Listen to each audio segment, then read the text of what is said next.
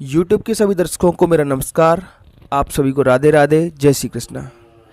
हिंदी अभ्यास पुस्तिका का सप्ताह 8 आज हम 2 दिवस करने वाले हैं। ये हमारी क्लास नंबर 44 है। उम्मीद करता हूँ आपने इससे पहले के हमारे वीडियो सारे के सारे देखे होंगे। तो चलिए शुरू करते हैं आज की क्लास। देखते हैं इसमें क्या है। आप जानते हो सप्ताह 8 में आपका जो भाषा भारती पुस्तक है, भाषा भारती पुस्तक का पाठ 3 जो सीखो है, फूलों से नित्य हंसना सीखो, ये टॉपिक शुरू हो चुका है। मौखिक चर्चा देखते हैं। एक चित्र आपको दिखाई दे रहा है। चित्र में क्या क्या दिखाई दे रहा है तो आप देखो इस चित्र में आपको क्या दिख रहा है। एक मुकुट पहने हुए एक राजा हैं, उनके कंधे पर एक धनुष है और एक बूढ़े बुढ़िया वहाँ पर आपको दिख रहे हैं, वो कावड़ में बैठे हुए हैं। ये श्रवण कुमार की कहानी है जो आपने पढ़ी होगी।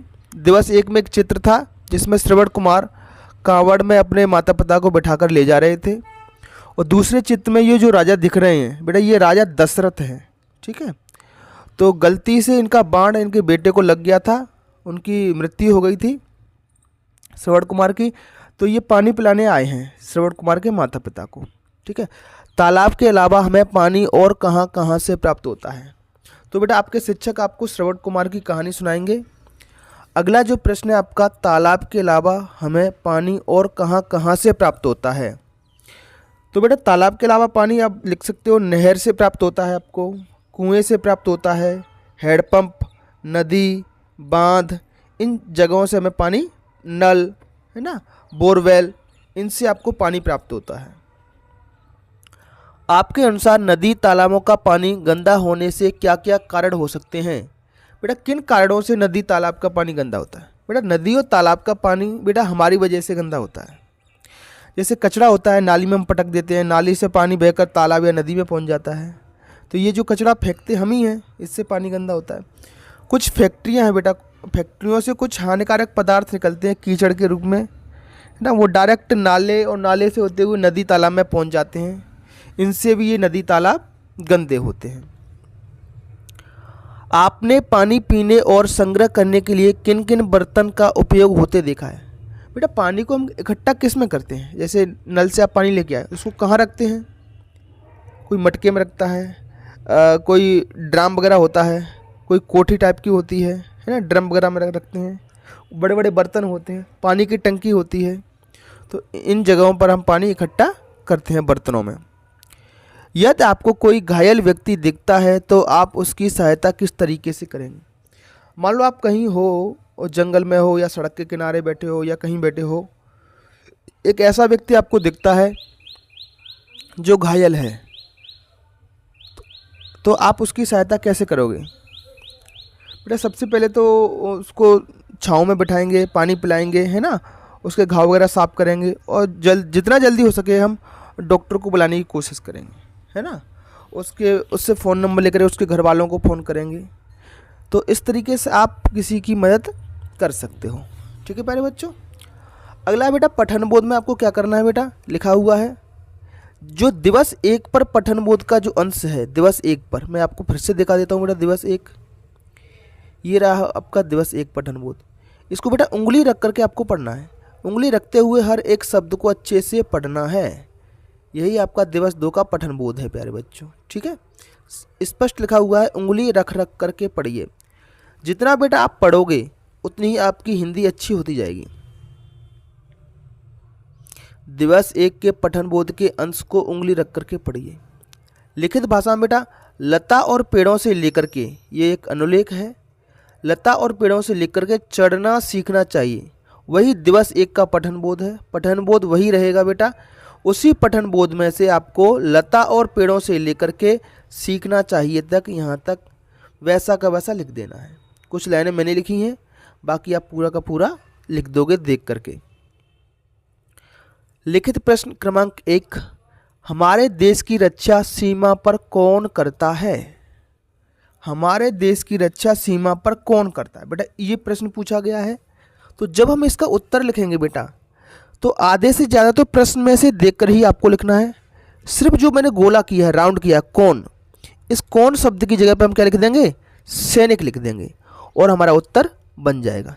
देखो हमारे देश की रक्षा सीमा पर, ये लिखा है प्रश्न में, तो हम भी लिखेंगे बेटा हमारे देश की रक्षा सीमा पर, इस कौन की जगह हम क्या लिख देंगे, सैनिक, सैनिक करता है, और लास्ट में ये जो प्रश्नवाचक चिन्ह लगा है उसकी जगह हम पूर्णविराम लगा देंगे। तो इस तरीके से हमारा उत्तर स्पष्ट बनता है और बिना गलती के सही सही लिखा जा सकता है। प्रश्न क्रमांक 2 है बेटा, कविता में विनम्रता सीखने की बात किससे कही गई है।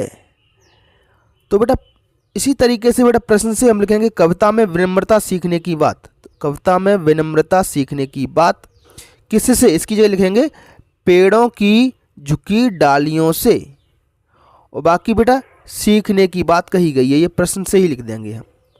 ठीक है बेटा, चलिए अगले प्रश्न की तरफ बढ़ते हैं। कविता में किससे क्या सीखने की बात कही गई है। तो हम देखते हैं कि फूलों से हंसना सीखना है, तरु से, तरु माने पेड़, इससे शीश झुकाना सीखना है, दूध और पानी से आपको सीखना है मिलना और मिलाना, इसके साथ साथ सूरज से सीखना है जगना और जगाना। ठीक है प्यारे बच्चों, चलिए आगे बढ़ते हैं। सूरज का चित्र बनाकर उसके बारे में 2 वाक्य लिखिए। तो बेटा ये बॉक्स बना हुआ है, इसमें आप अपनी भाषा भारती से देख करके सूरज का चित्र बना सकते हैं और कोई भी 2 बातें सूरज के बारे में आपको लिखनी है। जैसे नंबर 1, सूरज पूर्व दिशा में उगता है। आप सभी जानते हो प्यारे बच्चों सूरज कहाँ उगता है, पूर्व दिशा में। सूरज हमें रोशनी देता है ना, सूरज हमें रोशनी देता है, हवा नया जीवन देती है। तो हम जानते हैं बेटा सूरज से हमें रोशनी मिलती है, सूरज हमें धूप देता है। ठीक है, इस तरीके से आप वाक्य बना करके लिख सकते हो। अगला है बेटा धारा प्रवाह पठन। माँ आप जाइए, मुझे नहीं जाना गांव की शादी में। दिवस 1 में आपने एक धारा प्रवाह पठन पढ़ा था, उसी कहानी को आगे बढ़ाया गया है। माँ आप जाइए, मुझे नहीं जाना गांव की शादी में। ऐसा नहीं कहते बेटा, तुम्हारी दीदी की शादी है। उसकी माँ कह रही है, अंकित की माँ, कि तुम्हारी दीदी की शादी है, तुम्हारे मामा ने तुम्हें बड़े चाव से बुलाया है, तुम नहीं जाओगे तो उन्हें दुख होगा। ये अंकित की माँ कह रही है। तो अंकित क्या कहता है, मेरी छुट्टियां खराब हो जाएंगी। अंकित क्या कह रहा है बेटा, मेरी छुट्टियां खराब हो जाएंगी। मुझे क्रिकेट की क्लास जाना है, अंकित ने कहा। अंकित ने कहा माँ मेरी छुट्टियां खराब हो जाएंगी, मुझे क्रिकेट की क्लास जाना है। तो एक मौखिक प्रश्न बेटा, अंकित शादी में गांव क्यों नहीं जाना चाहता था। तो आप बता सकते हो बेटा उसकी छुट्टियां खराब हो जाएंगी, उसे क्रिकेट की क्लास जाना था। लिखित प्रश्न है बेटा, शादी में बजाए जाने वाले किन्हीं 2 वाद्य यंत्रों के नाम लिखिए। वाद्य यंत्र मतलब जो म्यूजिक बजाते हैं, हम संगीत बजाते हैं। तो ढोल बजती है बेटा शादियों में, ढोलक भी बजाई जाती है, महिलाएं गीत गाती हैं इस ढोलक से। ठीक है, इसके साथ साथ बेटा शहनाई भी बजती है बेटा दुल्हन के घर पे। ठीक है, ढोलक शहनाई है ना। बाकी आप डीजे वगैरह इसमें नहीं लिखोगे, क्योंकि डीजे में बहुत सारे इंस्ट्रूमेंट होते हैं, उन इंस्ट्रूमेंट्स के नाम लिखने हैं, उन वाद्य यंत्रों के नाम लिखने हैं। ठीक है, उसमें केसियो होता है बेटा, केसियो जो डीजे बजता है, केसियो, उन वाद्य यंत्रों के नाम लिखने हैं आपको, है ना। बैंड बाजे में जो लोग वाद्य यंत्र बजाते हैं उन यंत्रों के नाम लिखने हैं आपको। अगला प्रश्न है बेटा, दिए के अतिरिक्त अंधेरा दूर करने के लिए और किन किन चीज़ों का उपयोग किया जाता है। बेटा दिए से अंधेरा दूर होता है, इसके अलावा बेटा टॉर्च से भी हम अंधेरा दूर कर सकते हैं। बल्ब, ट्यूबलाइट, चिमनी, लैंप, मोमबत्ती, इन सब से हम अंधेरा दूर कर सकते हैं। अगला प्रश्न बेटा, फूल खिले हैं रंग बिरंगे, सुंदर सुंदर रंग बिरंगे, तितली भौरों को ललचाते, सबके मन को हैं ये भाते। एक कविता है बेटा 4 लाइन की। इसके बाद 2 प्रश्न हैं आपके लिए। तितली भौरे किसको देखकर ललचा रहे हैं। तो किसको पर मैंने एक सर्कल बना दिया, एक गोला बना दिया है। तो जब भी आप प्रश्न लिखोगे किसको की जगह कुछ जोड़ दोगे और बाकी का प्रश्न से देख करके लिख देंगे। तो तितली भौरों, ठीक है, रंग बिरंगे फूलों को देखकर, किसको देखकर? रंग बिरंगे फूलों को देखकर ललचा रहे हैं। और आज का लास्ट प्रश्न है बेटा, किन्हीं 5 फूलों के नाम लिखिए।